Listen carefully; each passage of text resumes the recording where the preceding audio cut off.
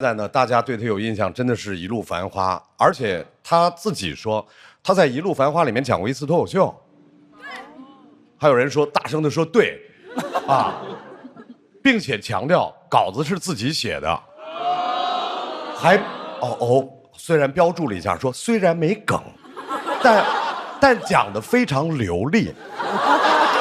完了，刘太太，我稍微跟你说一件事，就是没梗的。那不是脱口秀，那就是一段讲话，好不好？但是我觉得也别这样啊，也不能打击那个年轻人对脱口秀的这个热情，我们还是得鼓励，好吧？下面我们用热烈的掌声，请牛仔仔上台讲话。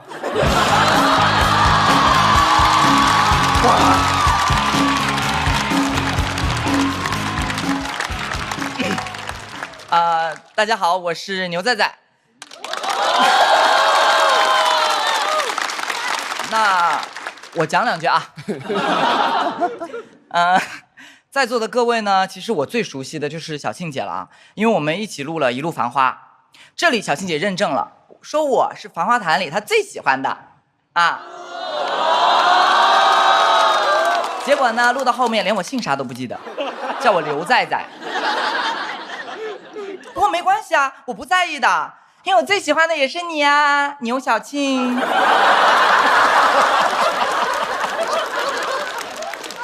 咱们小孩报仇1年不晚啊。然后呢，我们整一季节目里面有一个爬玉龙雪山的一个场景，我不知道你们记不记得，真的非常辛苦啊，海拔4500多米。然后呢，我还特意扶了一下小庆姐，结果小庆姐不乐意了，说：“哎，你别老搀着我，你扶别人去。”我一回头，哪还有别人呢？向太坐轮椅，蔡明姐倒下了，强姐进医务室了，摄影组都倒下了。那要不是我有姐，我躺那儿了，我就。姐，我那个时候啊，真不是搀着你，我是拄着你呢。那天啊，其实人非常多啊，山脚下围满了特别多粉丝。小庆姐非常心疼啊，说：“哎呀，你看我的粉丝太热情了，都跟到雪山了。”然后呢，跟粉丝说：“哎呀，天气太冷了，你们快点回去吧。”粉丝也非常热情的回应咱啊，说：“照顾好自己啊，贺峻霖。”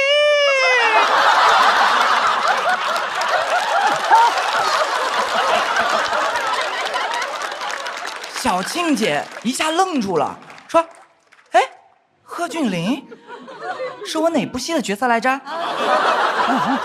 其实呢，小庆姐呢是从来不会被网友的恶评所影响的，因为根本刷不到。咱们网友的评论一般发在哪儿啊？微博、音符，还有小某书。但咱姐刷的什么？某日头条。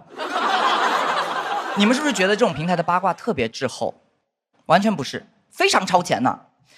姐经常在网上刷到自己的死讯，还给我们转发呢。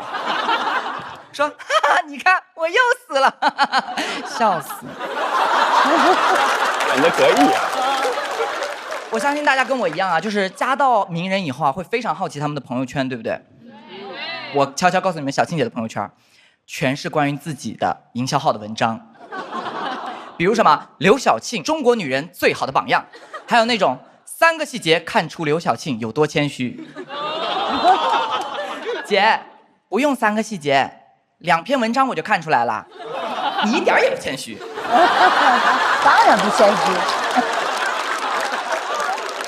姐呢，其实平时也挺爱跟我们聊天的，跟我们讲一些自己的经历啊，比如说第一次拍戏啊，第一次结婚呢。每次讲开头啊，我们就特别好奇，我们说后面呢？后面呢，买我的自传就知道了。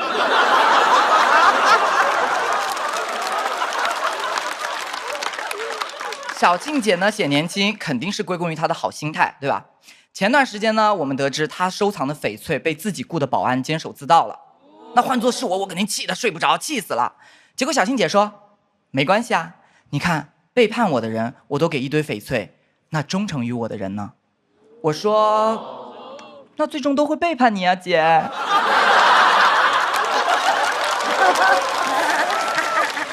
我自从发现小庆姐的翡翠被偷以后啊，赵应子就开始直播卖翡翠了。可能是巧合吧。我喜欢，小庆姐是我偶像。赵英子有任何舆情啊，都是第一时间直播回应的。赵英子回应恋情，回应假摔，回应被夺舍。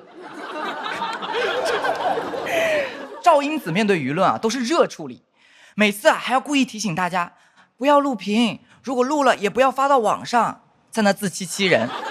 姐，你是真觉得大家不明白你的目的是什么吗？屏幕面前的观众朋友们，千万不要把赵英子老谋深算打在公屏上啊！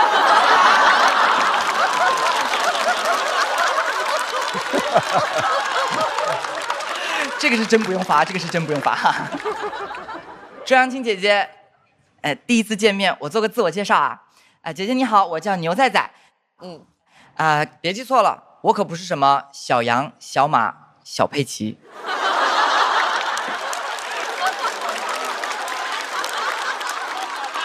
小牛，张纪中老师啊，一把年纪了，还在和老婆直播带货，一播一天，真的非常辛苦啊。我感觉张纪中老师后面都快晕过去了，眼睛都闭上了。网友们特别担心啊，结果他老婆根本无所谓啊。宝宝们快下单，你看老张闭眼入。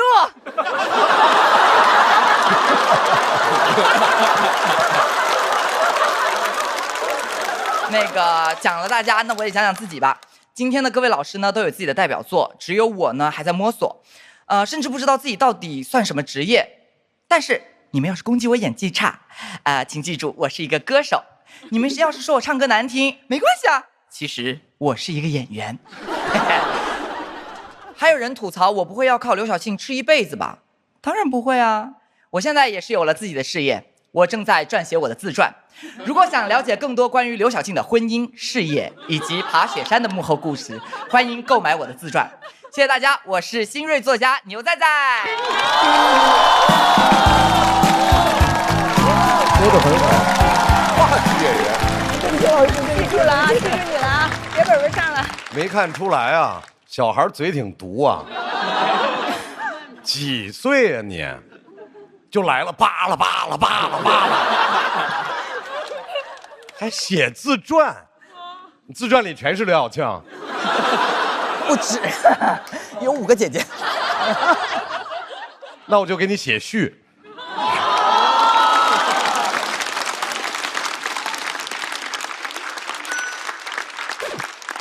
原谅他，童言无忌啊，小孩儿，什么事儿都不懂，连个作品都没有，你和他计较什么呀？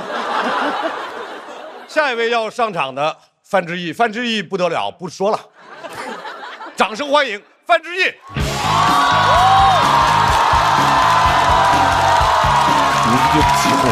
你就起哄。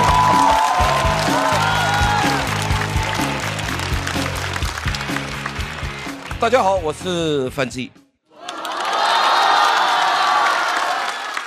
前2天啊，节目组和我说这期是刘晓庆庆姐来，我说哎呦，那得叫阿姨了吧？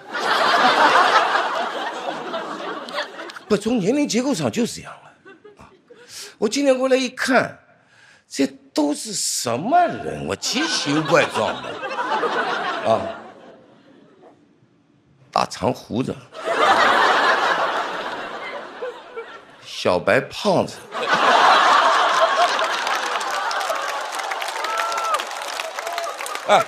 还有我这个183的黑皮体育生，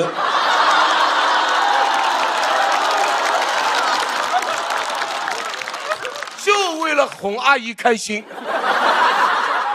不知道的都以为今天是来过寿的。庆姐蛮厉害的，人家老艺术家了。这一期的主题是人生不怕从头再来，那就是从头开始讲。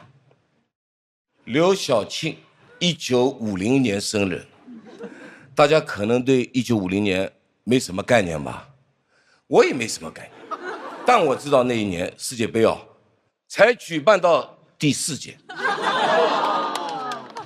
我和庆姐蛮像的。02年大家都知道，我们人生的转折点，我们都受到了很多人的关注。我是那一年世界杯和队友一起被关注的，庆姐是一个人被关注的。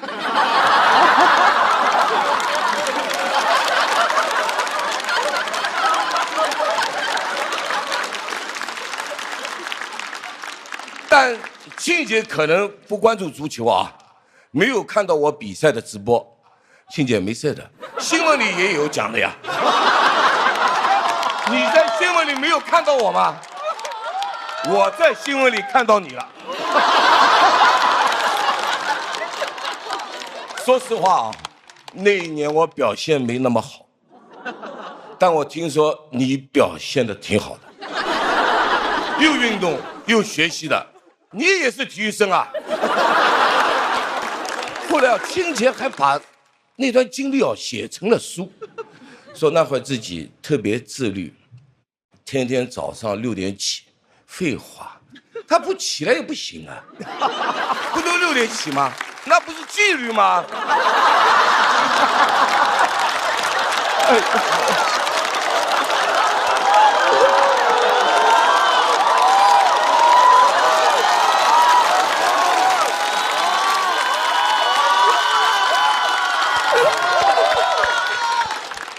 庆姐，我很佩服的，人家蛮厉害的，能走出来，事儿过去了就是过去了。对庆姐来说，那一年啊没什么好提的，而我只有那一年能提。人家能从头再来，我不行的，我从头再来，那还能进世界杯吗？庆姐到这个岁数还坚持锻炼，不能说人身体素质好，得说身体特别硬朗。爬雪山都不带喘的，看着就特别厉害。我懂的，庆姐故意的。其实爬雪山喘才是身体好，人就怕不喘就真得从头再来了。庆姐也热爱运动，运动完还发微博说今天又打羽毛球了，打得天昏地暗。我说庆姐，侬当心了，侬当时是不是已经晕过去了？赵英子之前走红毯摔倒过，很多人说他假摔，我看了，人家摔得真挺真的。观众非得说他是假摔，假的，人家都说了，天气太冷，吃的太少，血糖太低。反正我队友假摔也是这么说的。而且摔得很有欺骗性啊。动作也很浮夸，让我想起了内马尔。哦呦，真的很专业啊，都快赶上专业队了。下次摔得真一点。他之前还说自己是迪密猛扎，像大美人。侬啥地方像大美人啊？哪里不像啊？你像的是内马尔，那不南美人吗？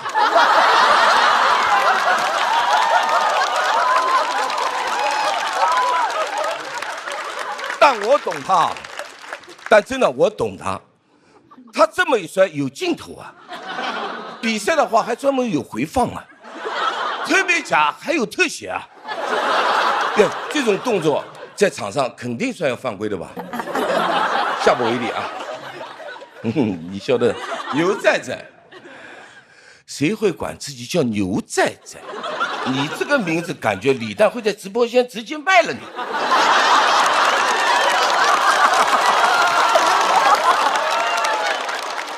作为这个节目的品牌自由，刚开始我很有责任感的，结果节目组和我说这一季我每期都要上，吐槽70、80个嘉宾，哎呦，谢天谢地哦！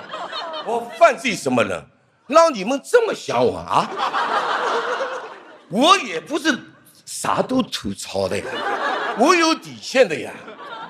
我这个人有3不讲啊，第一，我不认识的我不讲；第二，不认识我的我不讲；第三，我不想讲的我不讲。所以，周扬青、耿大勇、张老这仨我都不讲。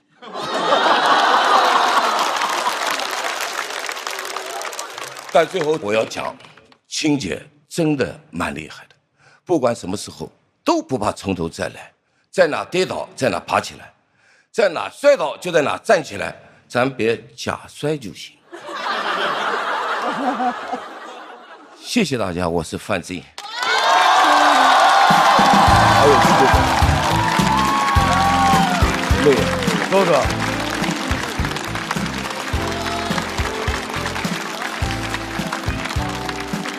喝对了，今天喝对没事了。范哥这个表演确实好，是吧？确实好，而且我太有同感了，范哥，我也每期都上的，不是我也不是，这期节目他叫我上来，我正在想，要70、80个嘉宾，我这么都跟他结下梁子了。这个我以后的路不是羊肠大道了，我怎么弄啊？庆姐，那个庆姐在范哥笑范哥，啊。羊肠的叫小道，不管羊肠小道也好，光明大道也好，这我真是有点难，是不是下一期换个自由来了？我哪像庆姐呀？我不能再从头再来了。